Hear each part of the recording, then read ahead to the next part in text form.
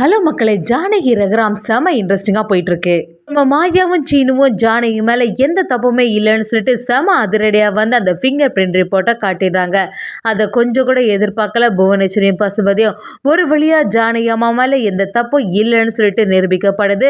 அதெல்லாம் தெரிஞ்சுக்கிட்ட நம்ம ரகுராம செம அதிரடியாக வந்து புவனேஸ்வரியை ஜானகியோட காலில் விழுந்து மன்னிப்பு கேட்கணும்னு சொல்லிட்டு ஒரு தீர்ப்பை சொல்கிறாங்க. வீட்டுக்கு வந்த உடனே மாயா கிட்ட நம்ம ரகுராம் வந்து உன்னால தான் ஜானகி இவ்வளோ பெரிய பிரச்சனைலேருந்து காப்பாற்றப்பட்டா, ரொம்பவே நன்றின்னு சொல்லிட்டு நம்ம மாயா கிட்ட சொல்கிறாங்க. அதை பார்த்த உடனே ஜானகி அப்படியே மகிழ்ச்சி ஆயிடுறாங்க. ஒரு வழியாட்டு நம்ம மாயாவை அவங்க மகளாக ஏற்றுக்கிட்டாங்கன்னு சொல்லிட்டு ரொம்ப சந்தோஷம் ஆகுறாங்க. வீடியோக்குள்ளே போகிறதுக்கு முன்னாடி யாரெல்லாம் நம்ம சேனலுக்கு சப்ஸ்கிரைப் பண்ணலையே அவங்க சப்ஸ்கிரைப் பண்ணுங்க. அப்படியே பக்கத்தில் இருக்க பெல் ஐக்கானே கிளிக் பண்ணுங்க. அப்போ தான் நான் போடுற வீடியோலாம் உங்களுக்கு நோட்டிஃபிகேஷனாக வரும். பஞ்சாயத்துல புவனேஸ்வரியும் பசுபதியும் பயங்கர டென்ஷன்ல இருக்காங்க. இப்ப எதுக்கு திருப்பி அந்த ஆட்களை விசாரிக்க போறாங்க? ஏற்கனவே நேத்தைக்கு தான் சாட்சிகளை விசாரிச்சிருச்சுல, அதுக்கப்புறமா இன்னைக்கு இந்த மாதிரி பண்றது சரியே இல்லையே அப்படின்னு நினைக்கிறாங்க. அதே சமயத்துல ரகுராமும் அந்த ஆட்களை மணி மூலமா கூட்டிட்டு வராங்க. மணி கிட்ட வந்து சரி நீங்க அவங்கள கூட்டிட்டு வாங்கன்னு சொல்லவும் அந்த ஆட்கள் வராங்க. கரெக்டாட்டு அந்த ராஜுங்கிற விசாரிக்கிறாங்க. ராஜுவும் எல்லா உண்மைகளும் ஒத்துக்கிறாங்க. அந்த கோவில் நகைகளை எடுத்தது நான் தான், புவனேஸ்வரி அம்மா தான் என்கிட்ட சொன்னாங்க அப்படிங்கிற மாதிரி சொல்லி வச்சிடுறாங்க. அதே மாதிரி சேட்டும் அந்த அம்மா அவங்களோட நகையை தான் இந்த மாதிரி அடகு வைக்க வந்தாங்க, நான் தான் அதெல்லாம் மாற்றிட்டு கோவில் நகைகள்னு சொல்லிட்டு சைனம் வாங்கிட்டேன், எல்லாத்துக்கும் காரணம் புவனேஸ்வரி தான் சொல்லிட்டு எல்லாருமே போட்டு கொடுத்துட்றாங்க. இதெல்லாம் பார்த்துட்டு இருந்த ரகுராமும் பார்த்தீங்களா தீர்ப்புக்கு இதைப்படி சொல்லுங்க, இப்போதான் உங்களுக்கு சாட்சிகள் பற்றி எல்லாமே தெரிஞ்சுட்டே ஜானகிக்கு ஆதரவாக தானே இப்போ இருக்குதுன்னு சொல்லவும் புவனேஸ்வரி அதை எதிர்த்து பேசுகிற மாதிரி நேற்றுக்கு வேற மாதிரி சொன்னாங்க, இன்னைக்கு வேற மாதிரி சொல்கிறாங்கன்னா இதுக்கு பின்னாடி ஏதோ ஒரு சூழ்ச்சி இருக்குன்னு தெரிஞ்சுக்குங்க. அந்த ரகுராம் தான் இவங்களை சாட்டையால் அடித்து இந்த மாதிரி சொல்லியிருப்பான்னு புவனேஸ்வரியும் எதிர்த்து பேச ஆரம்பிக்கிறாங்க. இதை கேட்ட உடனே சிவராமன் கொஞ்சம் குழம்பி போயிடுறாங்க. இங்கே என்ன நடக்குது அப்படின்னு விசாரிக்கவும் அந்த ஆட்களும் ஆமா ரகுராம் அவங்க நேற்றுக்கு என்ன சாட்டையால் அடித்தாங்க அப்படிங்கிறதெல்லாம் சொல்லிடுறாங்க.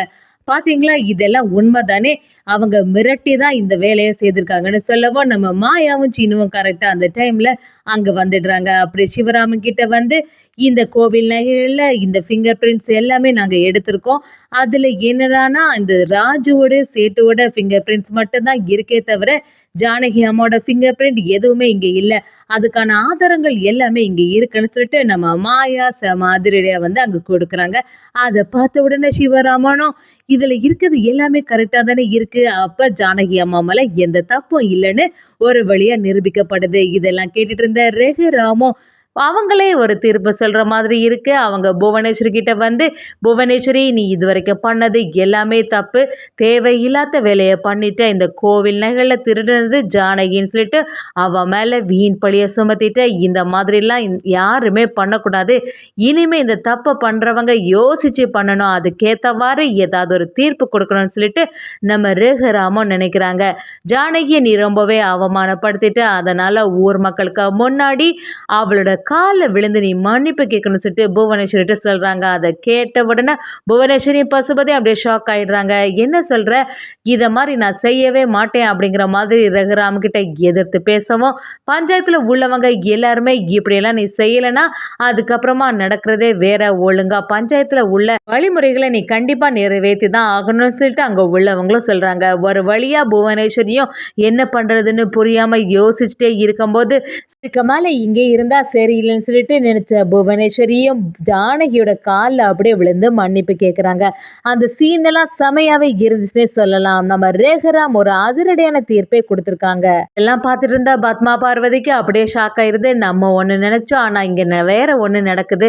பார்வதி இனிமே இந்த சாமி கொத்து நமக்கு தான், இந்த வீடும் நமக்கு தான், நமக்கு ஒரு அந்தஸ்து கிடைக்குன்னு பார்த்தா இந்த ஜானகி அவங்க திரும்பி வந்துடுவாங்க போல அப்படின்னு சொல்லிட்டு பார்வதி நினைக்கிறாங்க. பத்மாவும் பார்வதியை பார்த்து நம்ம போட்ட பிளான் எல்லாமே சொதப்பிட்டே பார்வதி, இப்போ என்ன பண்ணுறது அப்படின்னு நினச்சி வருத்தப்பட்டுட்டே இருக்காங்க. இன்னொரு சைடு நம்ம ஜானகி அம்மா ரகுராம் எல்லாரும் அங்கே வீட்டுக்கே வந்துட்டாங்க. நம்ம ஜானகி மாயா கிட்ட வந்து மாயா ரொம்பவே நன்றி, எல்லாமே உன்னால தான் நடந்தது அப்படின்னு சொல்கிறாங்க. அதை கேட்டோடனே நம்ம மாயாவும் ஜானகி கிட்ட இப்படியெல்லாம் சொல்லாதுங்க பெரியம்மா, எப்படி இருந்தாலும் உங்கள் மேலே தப்பு இல்லைன்னு எனக்கு நல்லாவே தெரியும், அந்த உண்மையை எப்படியாவது நிரூபிக்கணும், அந்த புவனேஸ்வரியை சும்மா விடக்கூடாதுன்னு சொல்லிட்டு தான் இந்த மாதிரியெல்லாம் செய்தேன், இதுக்காக எல்லாம் நீங்கள் நன்றி சொல்லாதுங்க அப்படின்னு சொல்லிடுறாங்க.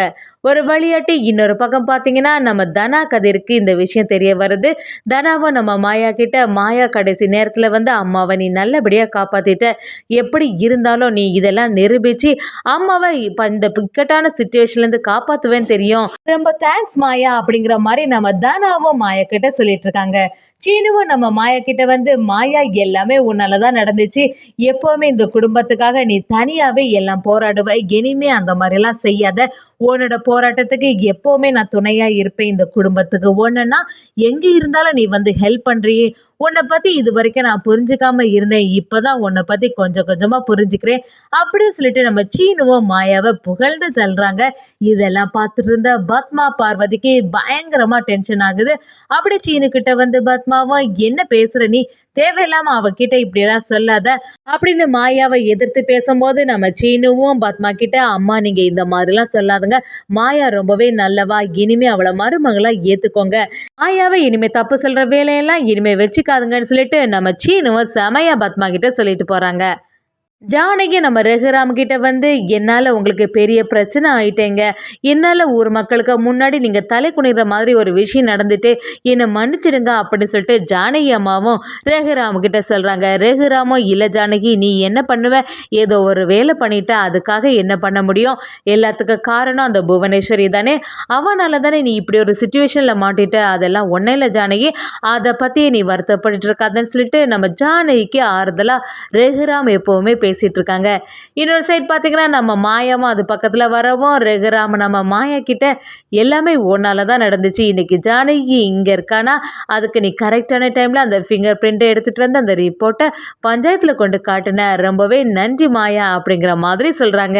அதை கேட்ட மாயாவுக்கு அப்படியே சந்தோஷம் ஆகுது. இது வரைக்கும் நம்ம பெரியப்பா பேசாமல் இருந்தாங்களே, இன்னைக்கு நம்மக்கிட்ட பேச ஆரம்பிச்சிட்டாங்க, ரொம்ப சந்தோஷம், இனி நம்மளை மகளாவும் ஏற்றுப்பாங்க அப்படின்னு சொல்லிட்டு சந்தோஷப்படுறாங்க.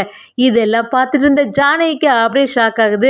என்ன ரகுராம் அவங்க மாயா கிட்ட பேசுகிறாங்க, எல்லாமே சரியாயிட்டு போல, பழைய மாதிரி மாயாவை நல்லபடியாக ஏற்றுப்பாங்கன்னு சொல்லிட்டு நம்ம ஜானகியும் பயங்கர சந்தோஷத்தில் இருக்காங்க. ஒரு வழியாக மாயாவை மகளாக ஏற்றுக்கிட்டாங்கன்னே சொல்லலாம். இன்னொரு பக்கமாக புவனேஸ்வரியும் பசுபதியும் பயங்கர டென்ஷனில் இருக்காங்க.